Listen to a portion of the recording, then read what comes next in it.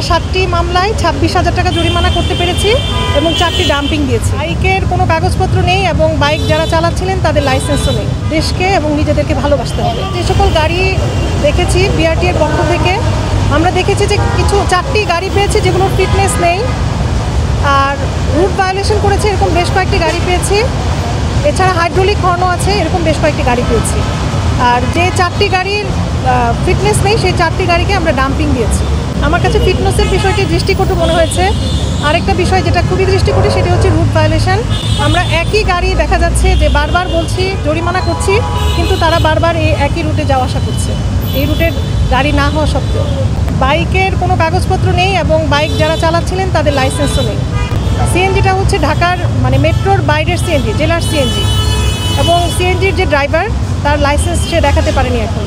সব গাড়িতে থাকে না, তবে ম্যাক্সিমাম গাড়িতেই থাকে। এখন এটা হচ্ছে আমাদের সচেতনতার অভাব।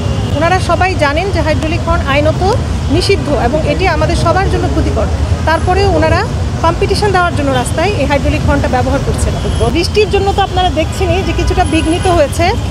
এখন পর্যন্ত বিআরটি আমরা 7টি মামলায় 26,000 টাকা জরিমানা করতে পেরেছি এবং 4টি ডাম্পিং দিয়েছি। বেশি দেখছি হাইড্রোলিক হর্ন তারা ব্যবহার করছে এবং রুট ভায়োলেশন করছে। গাবতলী বা সায়দাবাদের বাসগুলো ওইখানে যাত্রী নামিয়ে আবদুল্লাহপুর চলে আসছে। সমাধান হচ্ছে তাদেরকে সচেতন হতে হবে, তাদেরকে বুঝতে হবে, দেশকে এবং নিজেদেরকে ভালোবাসতে হবে।